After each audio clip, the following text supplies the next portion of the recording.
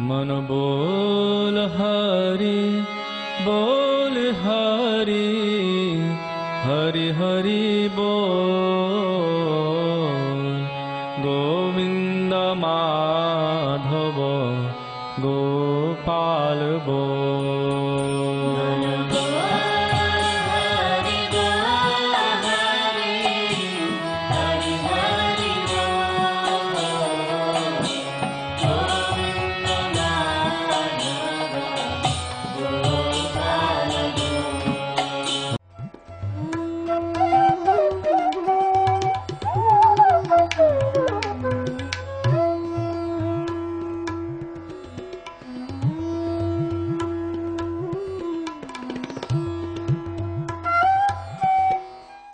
विष्णुपाद अष्टोत्तर शत श्री श्रीमद् भक्ति वेदांत नारायण गोस्वामी महाराज जी का शुभ आविर्भाव सन 1921 में बिहार के बक्सर जिले में मौनी अमावस्या के दिन अर्धरात्रि में हुआ था। प्रारंभ से ही इनकी धर्म में रुचि थी। बचपन में ही उन्होंने गीता रामायण आदि का अध्ययन किया था। संसार से अत्यंत तीव्र वैराग्य होने के कारण 25 वर्ष की आयु में ही वे गृहस्थ जीवन त्याग कर मठ में निवास करने लगे। सन 1946 में उन्होंने नित्य लीला प्रविष्ट ओम विष्णुपाद श्री श्रीमद् भक्ति प्रज्ञान केशव गोस्वामी महाराज जी से विधिवत दीक्षा प्राप्त की तथा सन 1954 में संन्यास ग्रहण किया। मथुरा में निवास करते हुए अपने गुरु की आज्ञा तथा कृपा से अनेक ग्रंथों का हिंदी भाषा में अनुवाद किया है। इनके प्रमुख ग्रंथ हैं श्रीमद् भगवद गीता, गीत गोविंद, जैव धर्म, वेणु गीत, भजन रहस्य, ब्रजमंडल परिक्रमा, श्री श्री वृहद भागवतामृतम। इन सभी ग्रंथों का English, Spanish, Dutch, French, German, Russian, Italian, Portuguese, Chinese आदि विश्व की अनेक भाषाओं में अनुवाद हो रहा है।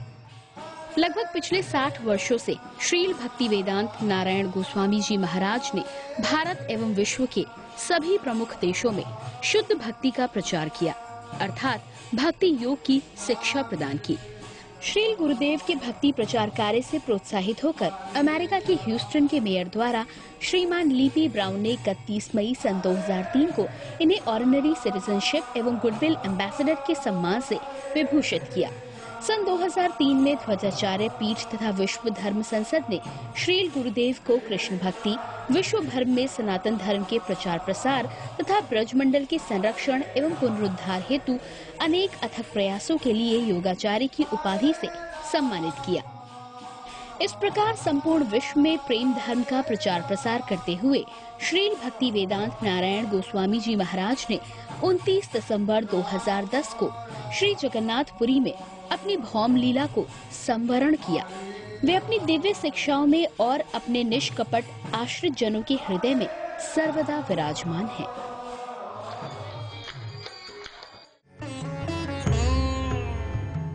सबसे पहले मैं अपने गुरुदेव के चरणों में अनंत कोटि दंडवत प्रणाम करता हूँ।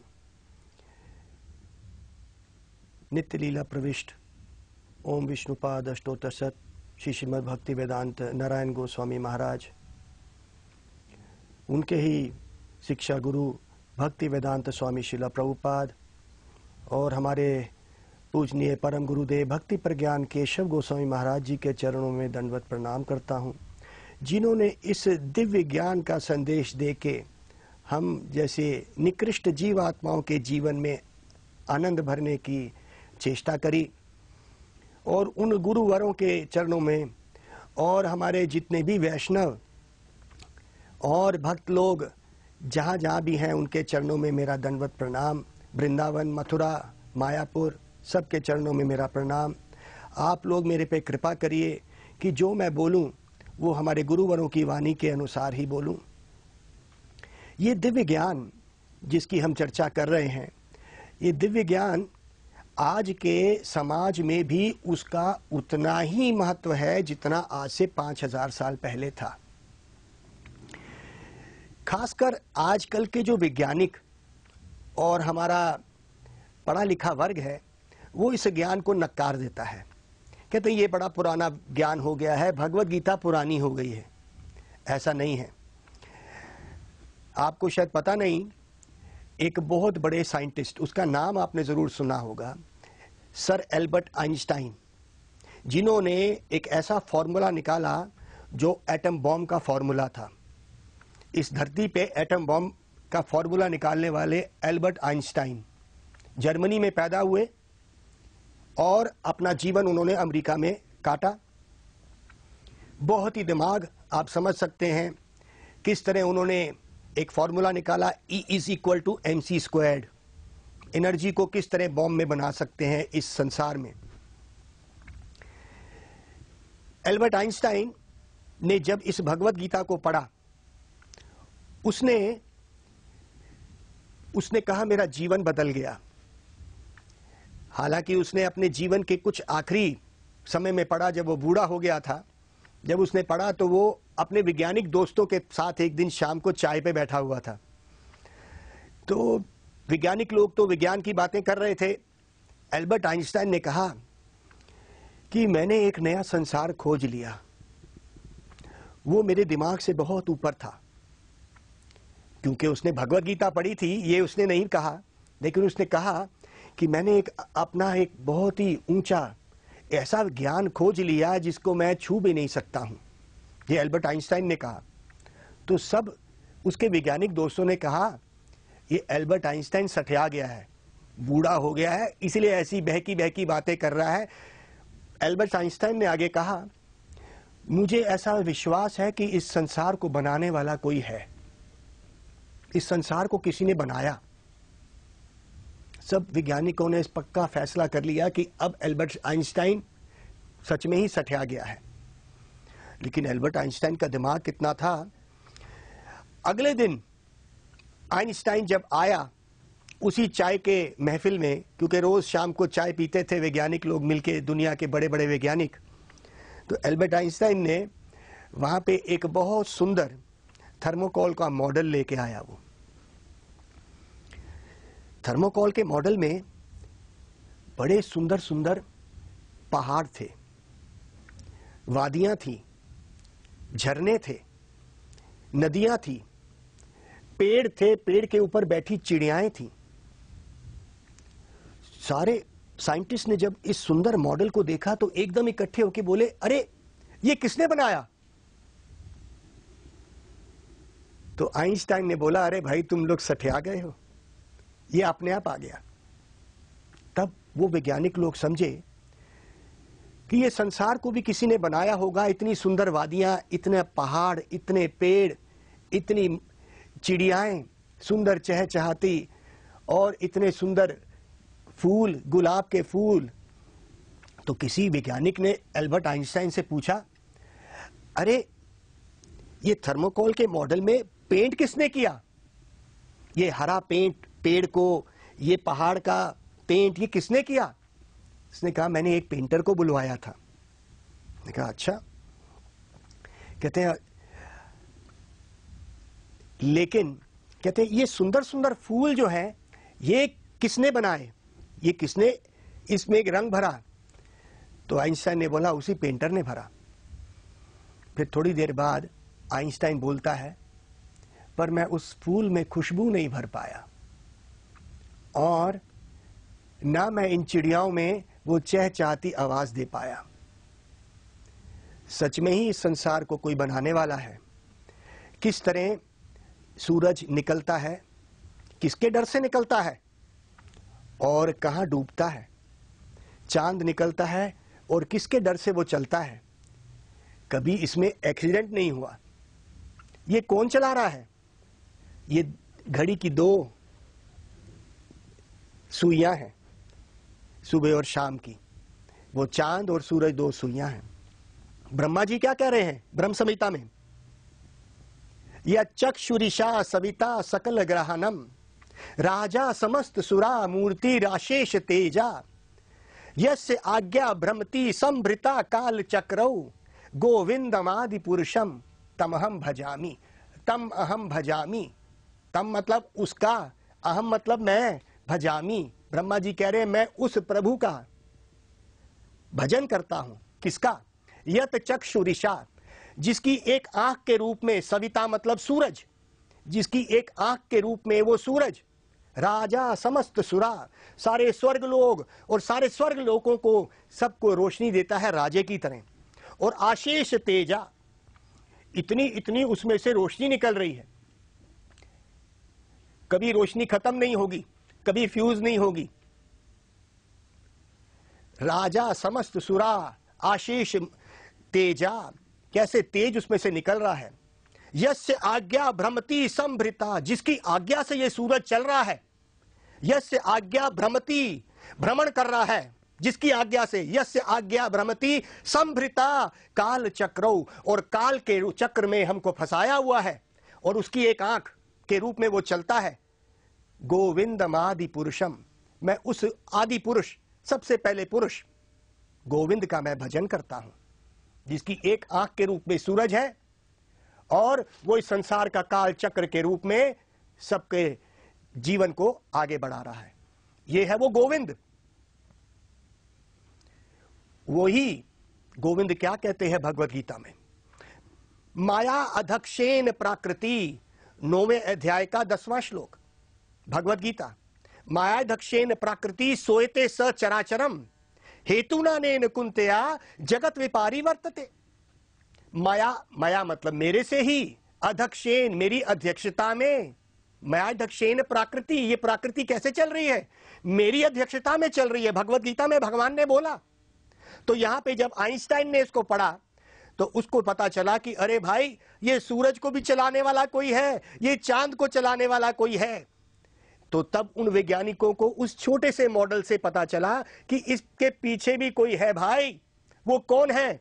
तो यहां पे प्रश्न उठता है कि अगर उसने उसमें फूल में खुशबू भरी तो उसका कोई नाक तो होगा जिसमें उसने खुशबू सूंघी होगी। अगर उसने इतनी सुंदर वादियां बनाई तो उसकी आंख होगी। और अगर उसने इतने सुंदर रंग भरे हैं तो उसकी आंख भी होगी जो सुंदर रंग देख रही है। तो नाक, आंख, सब कुछ उसका होगा। लेकिन आम व्यक्ति इस बात को नहीं समझ सकता। हम समझाते हैं कि इस बात को कैसे आम तरह से समझा जाता है। भगवान ने भगवत गीता में 9वें अध्याय के 11वें श्लोक में क्या कहा, अवजनान्ति मां मूढ़ा मनुष्यम तनुम अश्रुतम परम भावम अवजनान्तो मां भूता महेश्वरम। अवजनान्ति, जो लोग मुझे नहीं जानते, अवजनान्ति मां मूढ़ा, मां मतलब मेरे को, अवजनान्ति नहीं, मां मूढ़ा, मूढ़ लोग। मूढ़ लोग मतलब जो जिनकी बुद्धि नहीं है, मूढ़ लोग। ये भगवान ने भगवत गीता में मूढ़ कहा ऐसे लोगों को जो नहीं जानते भगवान को। वो ये सोचते हैं अरे भगवान का आंख कैसे हो सकती है, कान कैसे हो सकता है, शरीर कैसे हो सकता है, अगर वो होता है तो वो बूढ़ा हो जाएगा। तो भगवान ने कहा ये गलत है। कैसे? मनुष्यम तनुम आश्रितम, जब मैं मनुष्य रूप में सामने संसार में आया हूं, परम भावम, मेरे परम भाव को नहीं पहचानते लोग। हमारे शरीर के भाव क्या है? ये पैदा होता है, ये जवान होता है, ये बच्चे पैदा करता है परिवार में, फिर ये बूढ़ा होता है और ये मर जाता है। ये शरीर के लक्षण है इस भौतिक संसार के शरीर के। भगवान ने कहा परम भावम, मेरे शरीर का भाव परम है, आपके जैसे भाव नहीं है। आप अपने शरीर के साथ मुझे ना मिलाइए। अगर आप समझेंगे जो ऐसा करता है अवजनान्ति मां मूढ़ा, वो मूढ़ व्यक्ति है। तो भगवान की आंख भी है, तभी तो उसने इतना सुंदर संसार बनाया, खुशबू भर दी। हमने तो एक ऐसा फूल देखा जिसकी कितनी पंखुड़ियां हैं और हर पंखुड़ी का रंग अलग है। ऐसा हमने देखा। कितना सुंदर वो फूल, इतना सुंदर इस संसार में फूल किसने बनाया होगा। तो ये बात जब आइंस्टाइन को, ये बात जब उसने भगवत गीता में पढ़ी है तो सब वैज्ञानिक चुप हो गए।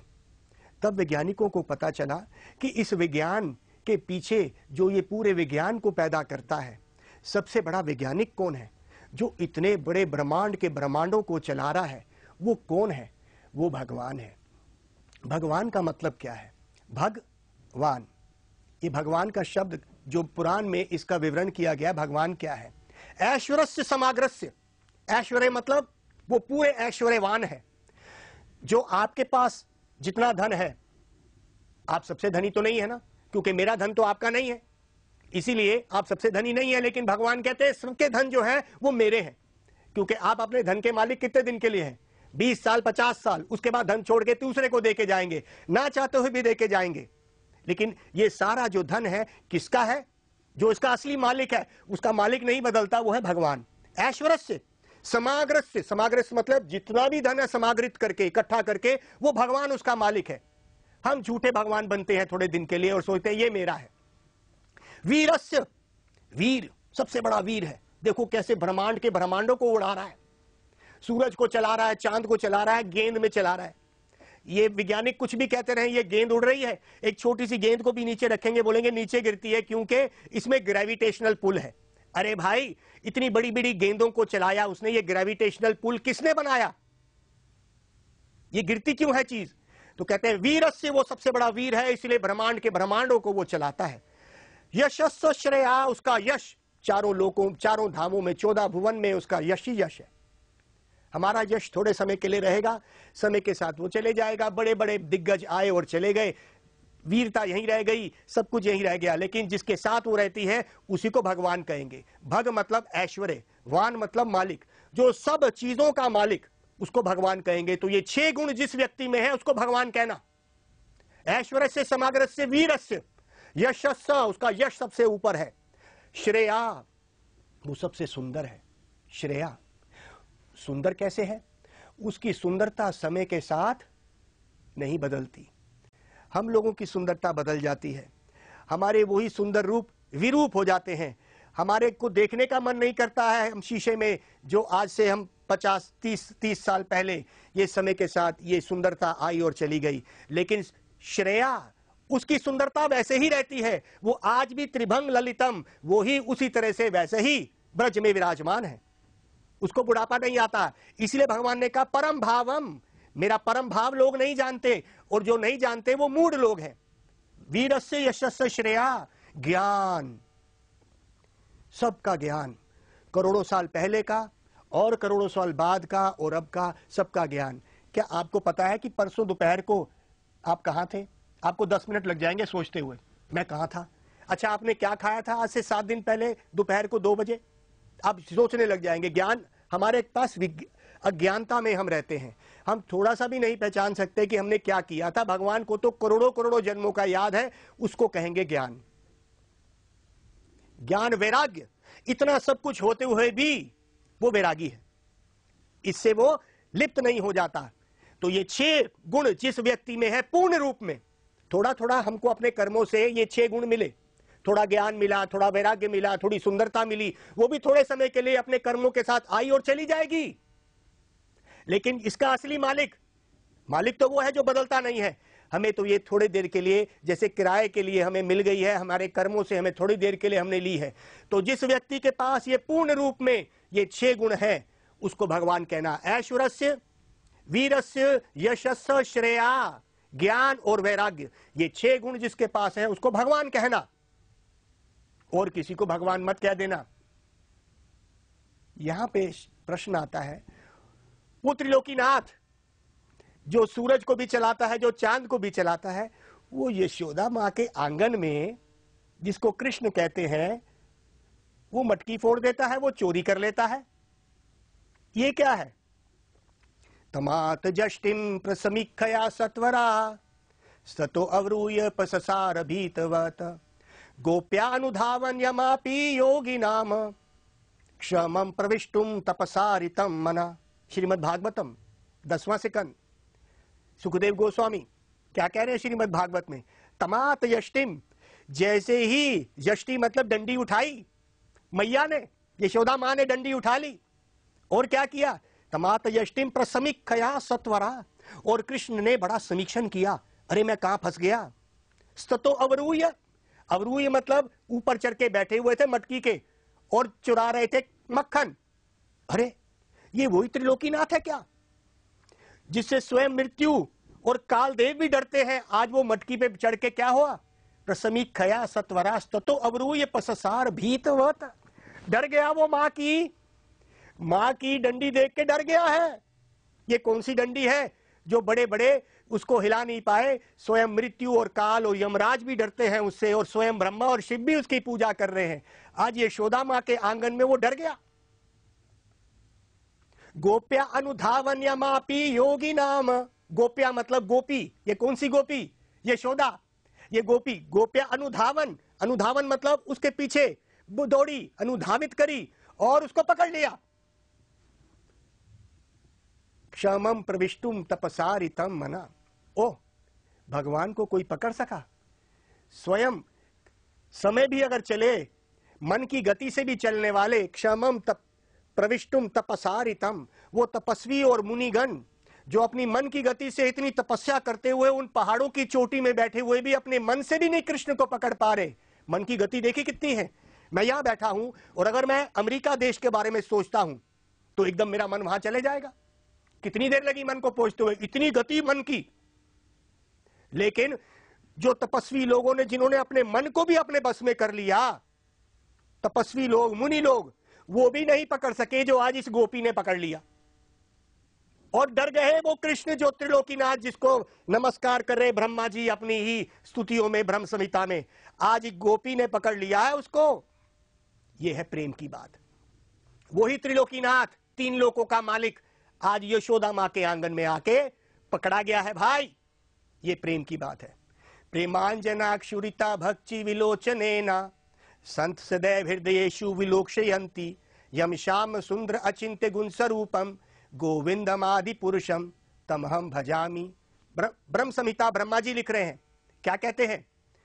प्रेमांजना, अगर उसको देखना है ना आपने, तो अपने आंखों को प्रेम के अंजन लगाओ, सुरमा डालो प्रेम का।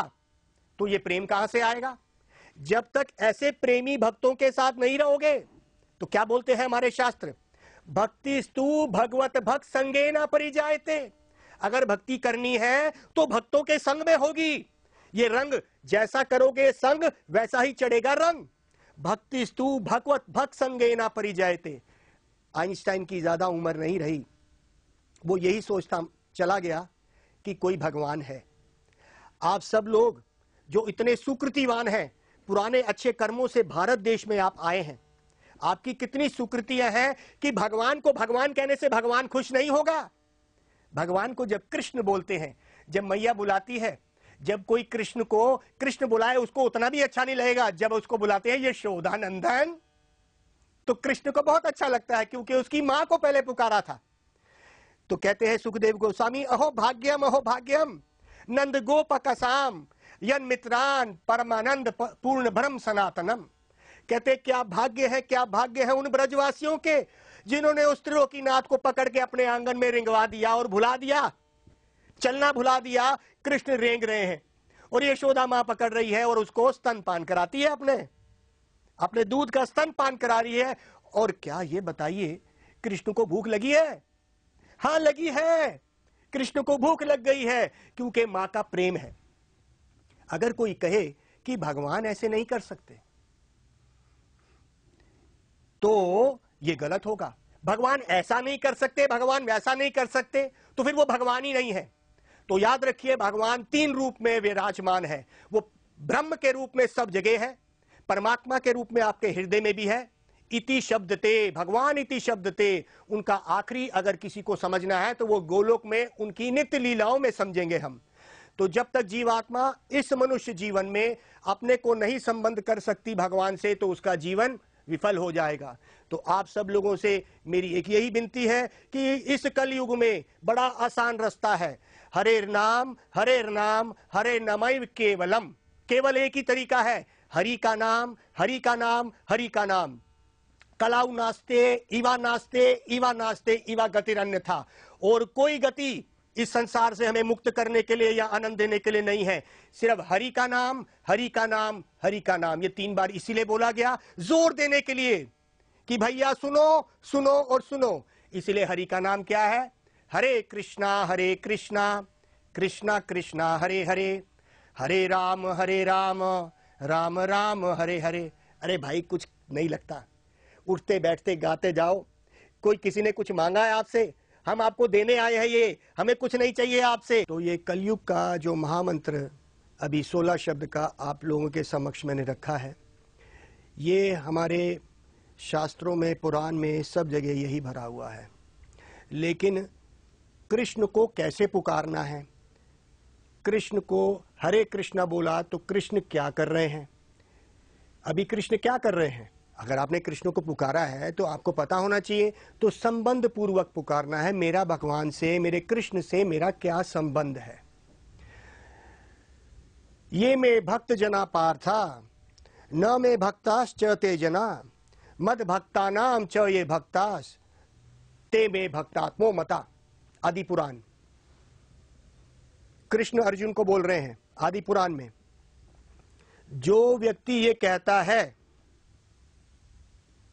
ये में भक्त जना पार्था, ओ पार्थपुत्र, पार्थपुत्र कौन? अर्जुन, पार्थ, जो ये कहता है कि वो मेरा भक्त है, न में भक्ताश्च ते जना, वो मेरा भक्त नहीं है। मद भक्ता नाम च ये भक्तास, मद मतलब मेरा, जो मेरे भक्तों का भक्त है, ते में भक्तात्ममता, वो ही मेरा भक्त है। तो जो व्यक्ति कहता है मैं घर में अपनी भक्ति कर रहा हूं, मैं भजन कर रहा हूं, मुझे किसी से मिलने की जरूरत नहीं, मैं बहुत बड़ा भक्त बन गया हूं, वो भगवान उसको नकार के बोलते नहीं, तू मेरा भक्त नहीं हो सकता। जो व्यक्ति कह रहा है मैं भक्त हूं, तो कैसे होगा? भक्ति स्तु भगवत भक्त संगेना परिजायते। भक्ति कैसे आएगी? भक्तों के संग में आएगी। और भक्त शुद्ध कहां पे मिलेगा? ये बड़ा विरला है, ये बहुत ही विरली चीज वो पूछ ली, ये मार्केट में नहीं मिलती है, ये बहुत दुर्लभ है।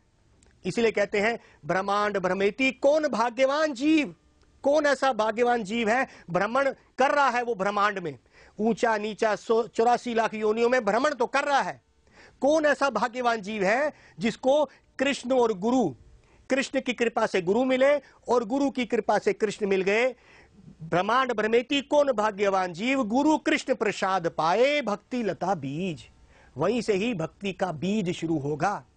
ऐसे संतों की कृपा से, ऐसे शुद्ध भक्तों की कृपा से अगर किसी व्यक्ति ने इसको धंधा कर लिया तो वो भक्ति नहीं रही, भगवान वहां से रुष्ट हो जाएंगे, भक्ति चली जाएगी। खासकर कलयुग में इसको धंधा बना लिया गया है। हम ऐसा ना करें, ऐसे लोगों के झांसे में हमने नहीं आना। भक्ति क्या है? भक्ति का इस सांसारिक चीजों से कोई मतलब नहीं। तो भजन करेंगे, भक्ति करेंगे, भक्ति का मतलब संबंध, मेरा भगवान से क्या संबंध है, मैं कौन हूं, ऐसे सदगुरु के पास जाके हम अपने जीवन को सुधारेंगे और इस संसार के खाना, आहार, निद्रा, भय, मैथुन, इन सब को छोड़ के जो हमारा तरीका है गृहस्थ आश्रम में रह के या जिस तरह अपने समाज में रहते हुए गुरु के अनुगत्य में हम इस संसार में अपने जीवन को गुजारेंगे और अपने जीवन को आनंदमयी बनाएंगे। आप सब लोगों का बहुत बहुत धन्यवाद कि आपने इस हरि नाम का संदेश सुना है। गौर प्रेमानंदे, हरि हरि बोल। मन बोल हरि बोल हरि, हरि हरि बोल।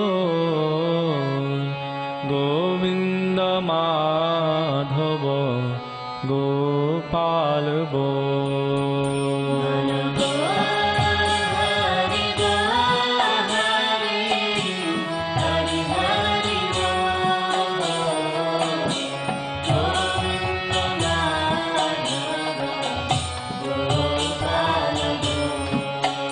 मन बोल हरि बोल हरि, हरि हरि बोल। गोविंद माधव गोपाल बोल। मनेर आनंदे ओ भाई बोलो हरि बोल।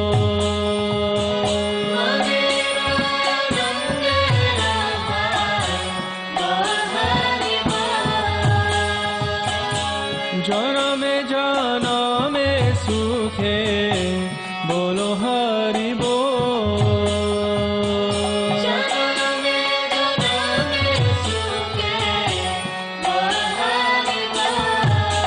मन बोल हरि बोल हरि, हरि हरि बोल।